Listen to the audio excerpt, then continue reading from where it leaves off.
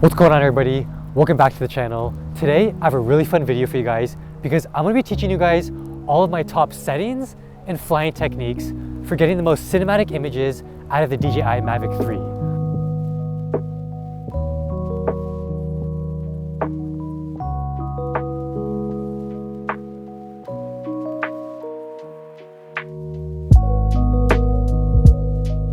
So step number one is choosing the correct ND filter before you take off. And right now, by looking at the sun, it's very bright. And also, I'm gonna be flying in that direction as well. So I need the darkest ND filter I have, which is ND32. Step number two is choosing the picture profile, frame rate, and resolution you're gonna shoot at. And lately, my favorite is shooting at 4K 24.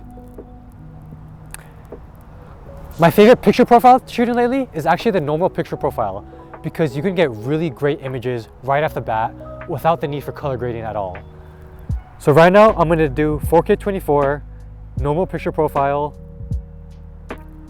ISO down to the lowest I can, F number all the way to 2.8. Now I'm going to take off.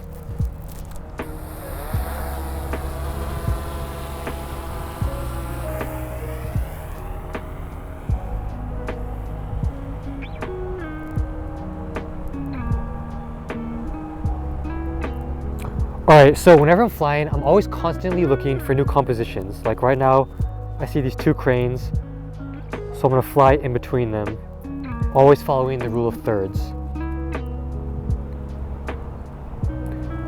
And also another tip is you always want to control as many of the different options of the drone you can to get the most dynamic shots. For example, going right, going up in elevation, but then also tilting the gimbal down can give you some pretty cool results. So by always changing the different controls, you can get some really nice results this way.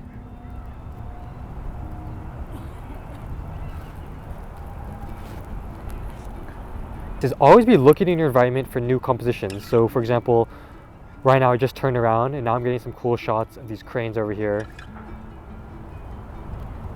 There's always new shots wherever you look, you just have to look hard.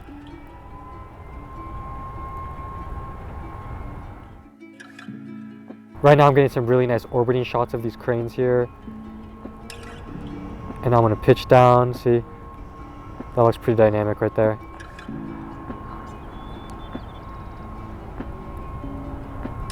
Nice. Right now I'm flying over here by the shipyard, and I really like how these patterns look. Check this out.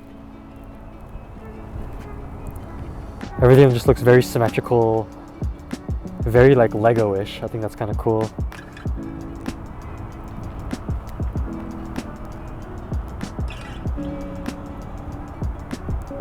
Also, I think the best shots are when you're flying as low as you can.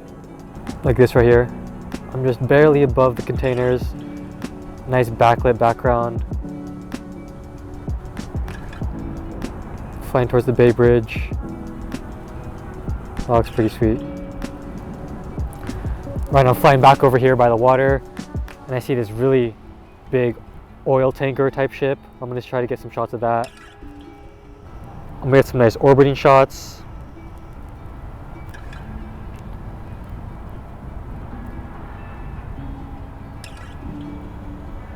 There's a little tugboat, two tugboats. That's pretty cool.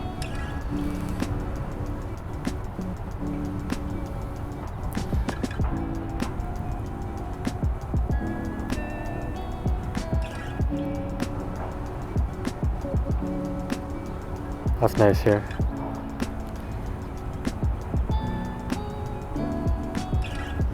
Ooh. That's beautiful. So now I'm going to switch to the 7x zoom lens. So it's really important to map this button right here to the auto exposure. So I can lock in my exposure and I don't have to worry about it changing on me, which is really good. So right now this is the 7x lens, and this looks pretty cool here. You get some really nice parallax effect with this. Another tip to using the 7x zoom lens is to always use manual focus, because right now the lag with the autofocus is a little bit jittery and it makes for unusable footage. So it's really important to use manual focus. So right now this is the 7x zoom lens, manual focus, auto exposure lock. And as you can see, you can get some really cool parallax effect with this lens. Right now I'm tilting up with the gimbal. That makes for a pretty cool shot if you ask me. Woo! You got the nice shipyard and the Bay Bridge in the background.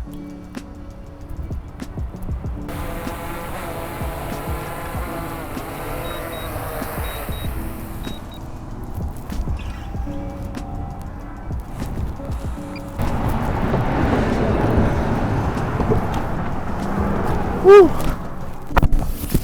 Ooh, it is really cold outside. So honestly, it's not the best sunset. A lot of cloud cover is coming in. However, the bridge looks really sick with the fog.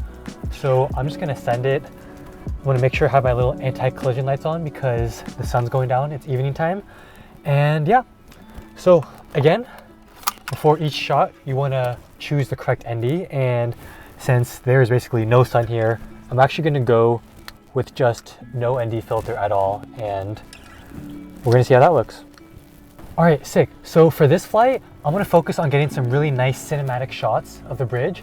And I'm also gonna show you guys how to make a really cool hyperlapse. So let's put it up in the air.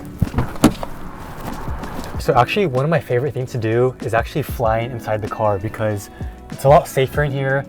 You attract a lot less attention and honestly, it's just a lot warmer in here too. So right now I have a really good vantage point of the drone, have my nice little anti-collision drone lights on, and I'm ready to get some really sick footage.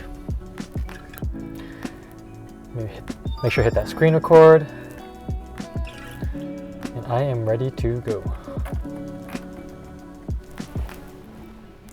All right, cool. So again, I'm gonna keep my settings at 4K 24. That's my favorite right now. And also I'm gonna be using the normal picture profile.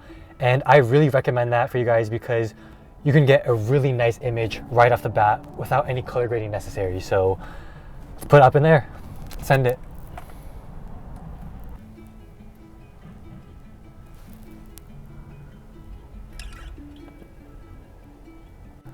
All right, so right off the bat, that's actually a lot prettier than I expected. I wasn't sure if it was gonna look good because there's not much sun right now, but I really like the way this lighting looks. So it's really important before you take off to make sure my home point is set because I'm gonna be flying pretty far and the visibility is pretty low. So make sure my home point is set, dial in my settings, just like that. Maybe F5 looks pretty good. Hit record and let's go. That looks very pretty. And as usual, I'm paying attention to my rule of thirds. Make sure I'm composing this shot nice and well. And I think the most important part about drone filmmaking is flying at the best times because if I was here at midday, this shot would not look nearly as good as it does right now. This looks beautiful with a nice layer of fog. Kind of blue hour-ish looking.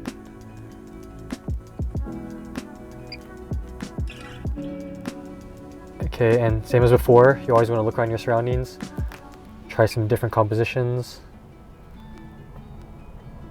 I'm gonna try this one, gimbal tilt down.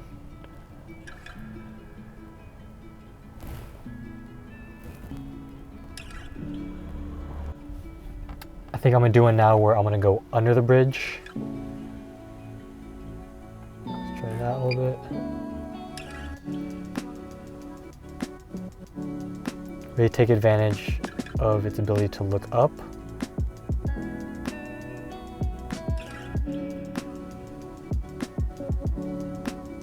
That's a very sick shot like this. Ooh.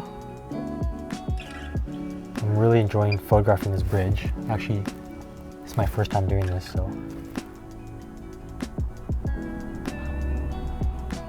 I'm going over the bridge. I think the lights just turned on. That looks really cool. Just doing orbits around the bridge. See, it looks good. Practicing my stick motions. Yeah, that's what drone filmmaking is really about, is just taking advantage of the light you have and really just practicing the motion, seeing what looks good, and giving yourself a lot of different options for the edit.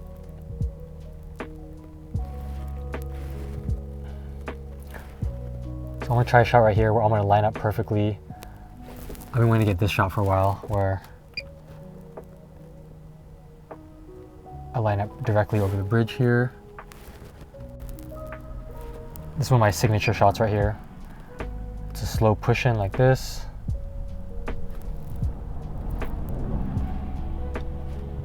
What a nice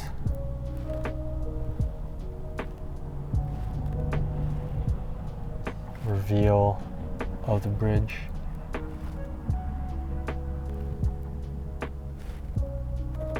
Ooh, that looks sick.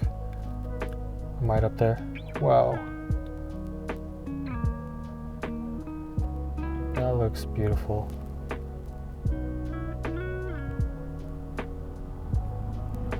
Let's try the same thing going down. Tilt up.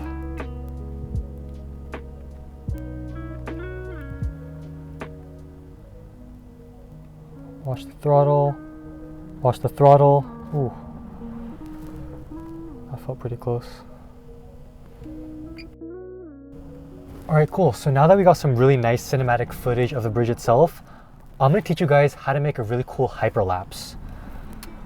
Alright, sick. So I have full battery, and right now I'm going to show you guys all of my favorite settings to make the best hyperlapses. So even though it looks relatively dark outside, it's important to still make sure you're using the correct ND filters, because I want to make sure my shutter speed is at 1 second to get the most cinematic motion blur. So we're gonna go to hyperlapse, and cool. So as you can see, I'm already kind of liking my exposure. So before you hyperlapse, you want to make sure, just like when you're shooting video, you have a nice, good composition.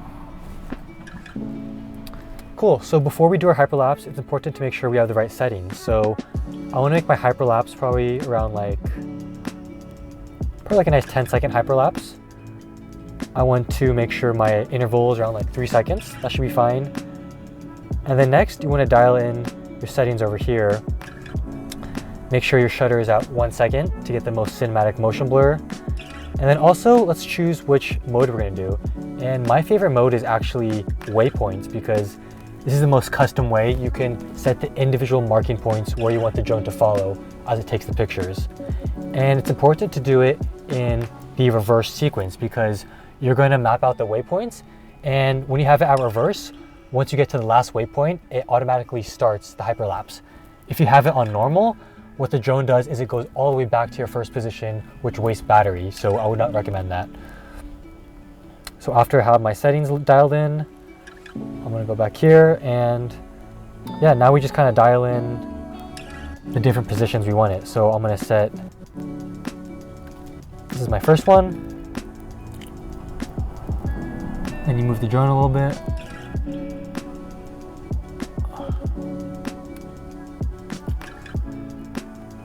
This is my second one.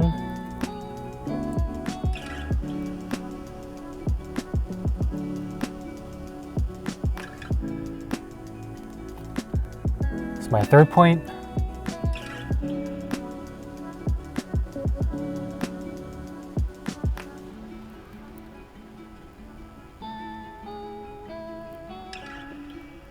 And here's my fourth point. And then after that, you just hit the record button. And as you can see, it's starting from right there. And it shows you how much time is left and how many frames are left. So cool. Now we just sit here and wait, monitor the drone, make sure there's no hazards behind it, and cool. Now we just wait.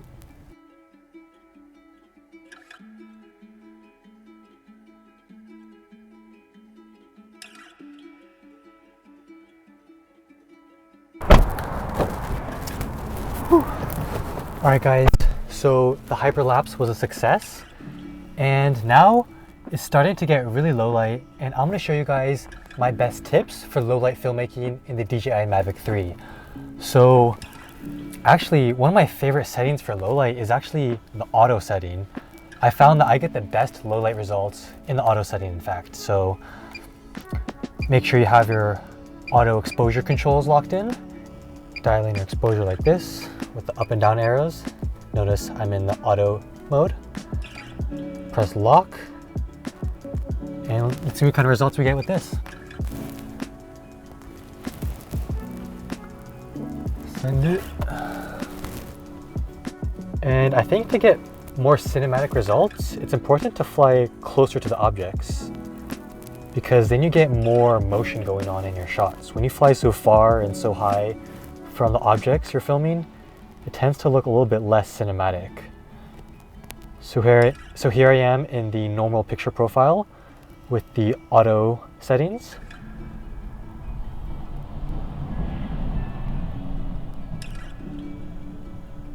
It's looking pretty good.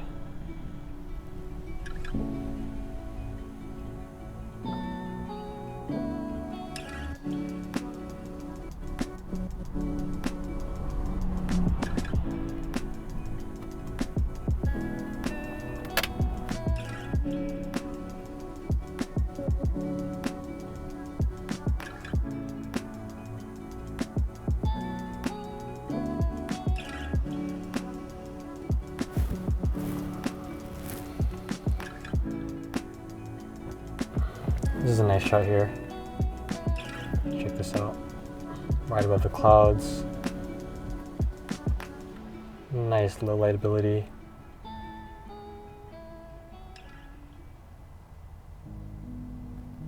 Once you get a nice shot, it's important to just hold it as long as you can.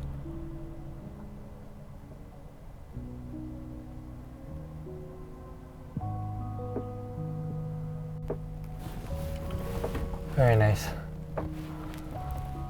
Oh! It's always scary when you're that high up and it was that windy. Ooh, that was kind of scary actually.